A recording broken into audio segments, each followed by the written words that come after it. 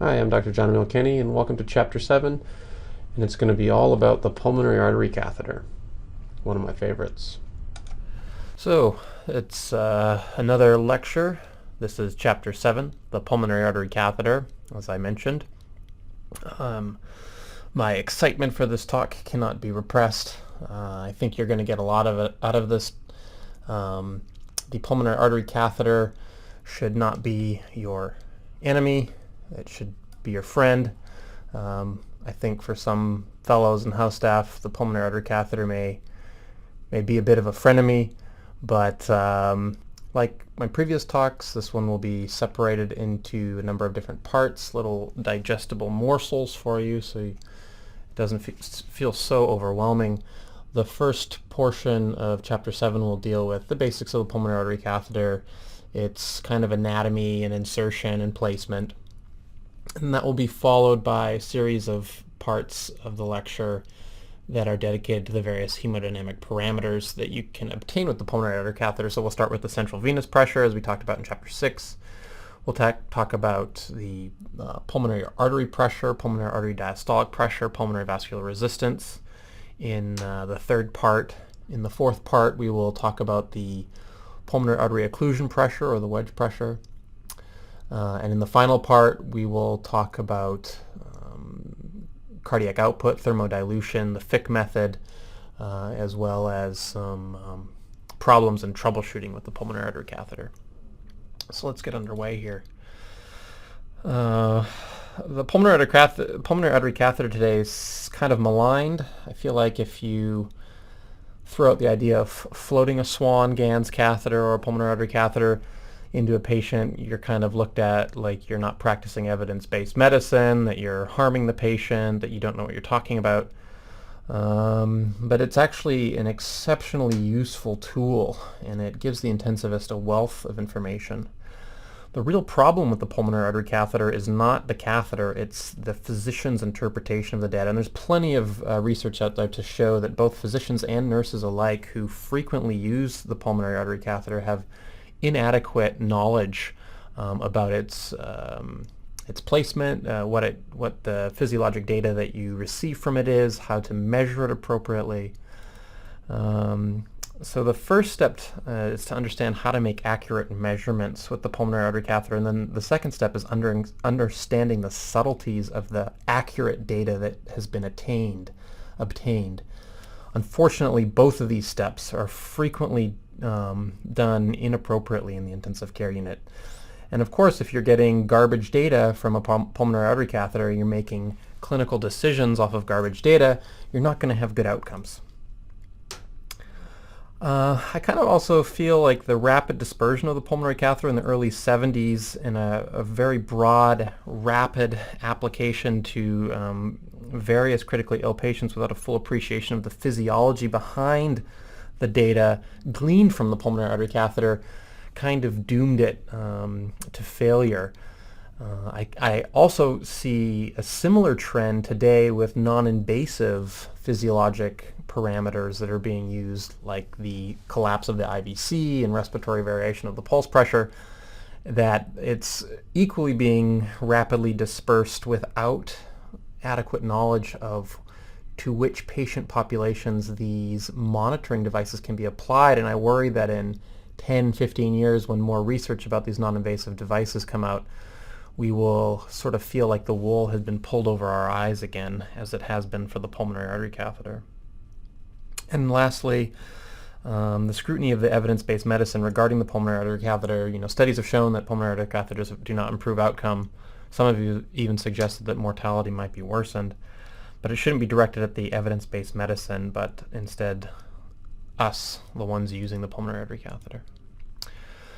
So there's no absolute indication for the placement of a pulmonary artery catheter. If the physician is not familiar with the accurate acquisition and interpretation of the data from a pulmonary artery catheter, then the risk of harm to the patient from this data is greater than the risk of the procedure itself. If you don't know what you're doing with the data, don't float one. If the physician is comfortable with the aforementioned, then the pulmonary artery catheter should be considered in patients with complex hemodynamic derangements that cannot be easily answered by less invasive means. So let's move on to the anatomy of the pulmonary artery catheter.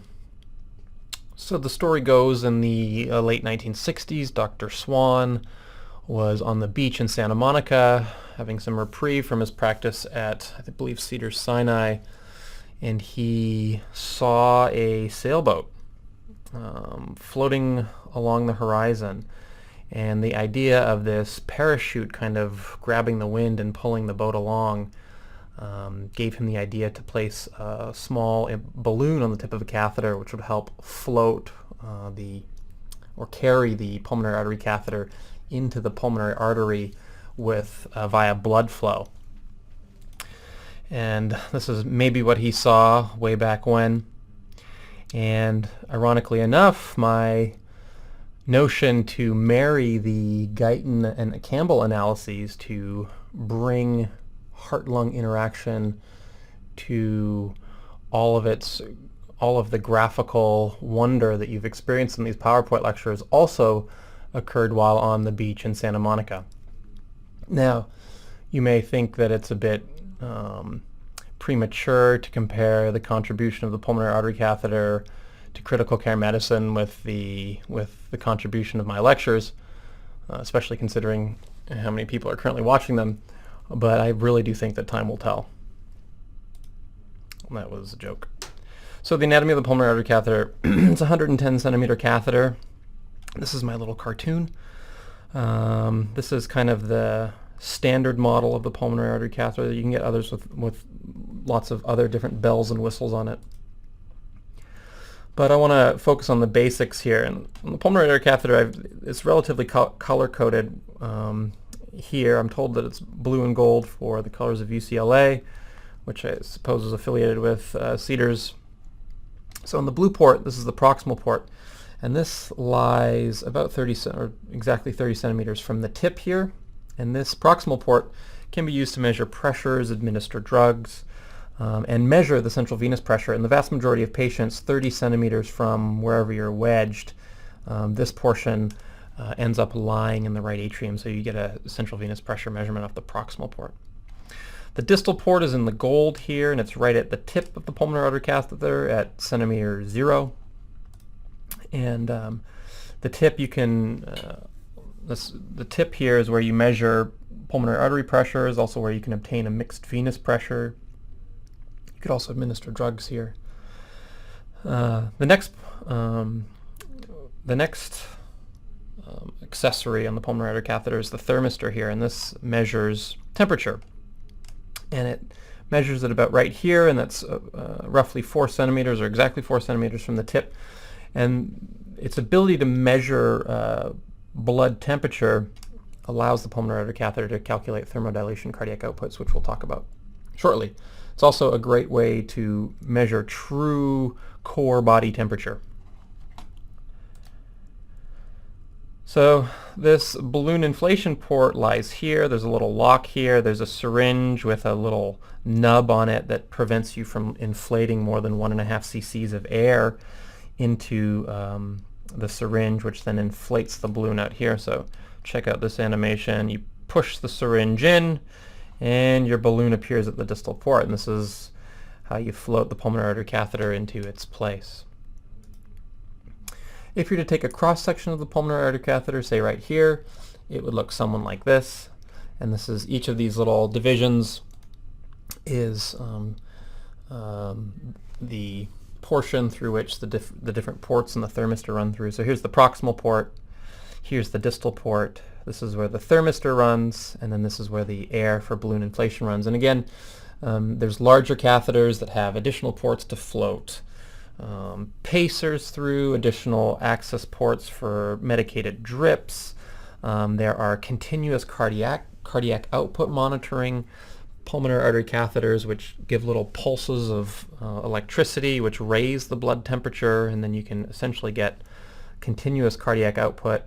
There's some rapid response pulmonary artery catheters that apparently are so sensitive in terms of flow that they can actually calculate right ventricular ejection fraction. That is, you can get an end-systolic and end-diastolic volumes. That's pretty fancy. I've never seen one used, but it sounds pretty cool.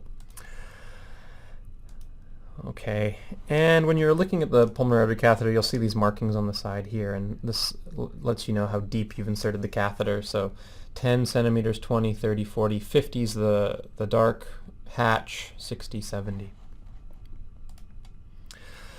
So let's talk a little bit about placement of the pulmonary artery catheter. So here's my hokey cartoon of the heart and the lungs. This is the pulmonary artery catheter being inserted into your introducer, which lies in the patient's neck here. That's this cartoon here.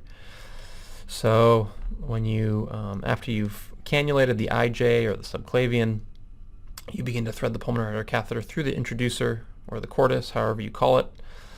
And when you get between 10 and 20 centimeters, you're usually about in the superior vena cava right here.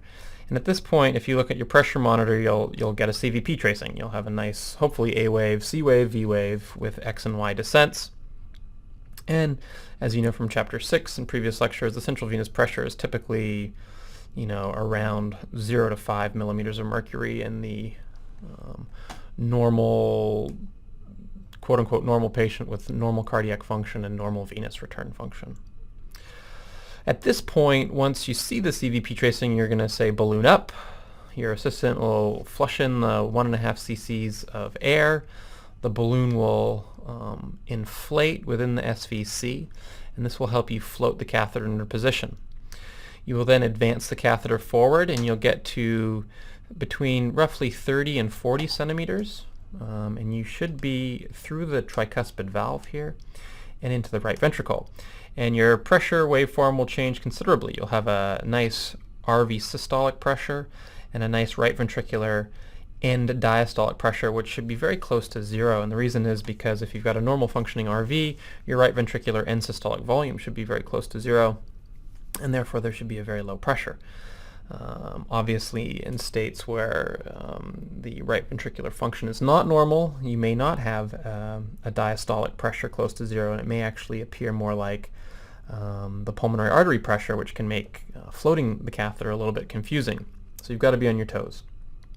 Anyways, normal right ventricular systolic pressure is certainly less than 30 millimeters of mercury, and you should have a nice tracing like this. You then advanced your catheter further, and you're going to get another 10 centimeters or so, probably close to the 40 to 50 centimeter mark here. Again, this is the 50, this is the 60 centimeter mark. And once you get the catheter through the pulmonic valve, you should get your diastolic step up. Now, the creation of the diastolic pressure is essentially from pulmonary vascular resistance, so the blood is being ejected into the pulmonary arterial tree, and the pulmonary vascular resistance provides a back pressure to flow, which then causes the the pulmonic valve to snap back, and you get your diastolic pressure. You also begin to see the dicrotic notch in the pulmonary artery pressure tracing. Then if you advance your catheter even further, about up to 60, certainly no more than 60, you should really wedge somewhere between 50 and 60 centimeters. And now your balloon is stuck here in a pulmonary arterial, and you then see this typically abrupt transition from the pulsatile waveform of the pulmonary artery systolic and diastolic pressures to essentially a CVP tracing, but this is no longer the CVP, this is the pulmonary artery occlusion pressure. And in a normal patient, it should be essentially equal to the pulmonary arterial diastolic pressure. In fact, in normal patients at pulmonary arterial diastole, the pressures can equalize, and you can even get sometimes reversal of flow.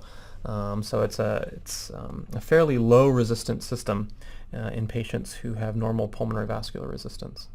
And we will talk about each of these in turn, so don't worry too much about the specifics here.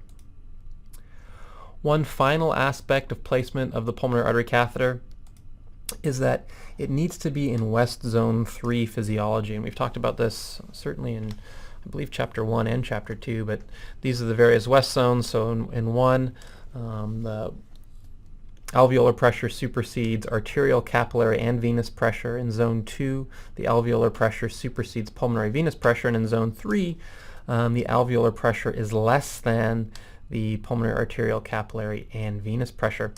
And the importance for placing pulmonary arterial catheter here is that when you get your occlusion pressure, when this balloon goes up, you need to form a static, uninterrupted column of blood all the way down to essentially, but not quite, the left atrium. So this is how you're transducing your left atrial pressure. Remember, the pulmonary artery occlusion pressure is simply a surrogate of your left atrial pressure, which should have the same waveform as your right atrial pressure. And then we also use the left atrial pressure as a surrogate for left ventricular end diastolic pressure. So if you can imagine this catheter up here or up here, with inspiration, as transpulmonary pressure increases, you would interrupt that column of blood to the left atrium, and you will not get an accurate pulmonary artery occlusion pressure. The blood flow is greatest in zone 3 by definition, so just by physiology alone, the balloon should end up in zone 3, and on a chest x-ray you should demonstrate that by seeing the tip of the pulmonary artery catheter below the left atrium. But it's quoted as much as 25 or 30% of pulmonary artery catheters placed at the bedside are not below the left atrium and are not in zone 3 physiology, and this can certainly make the accuracy of your occlusion pressure measurements spurious. All right, well, that was it for the first part of Chapter 7. We will now turn to a recap of Chapter 6 and talk about the central venous pressure.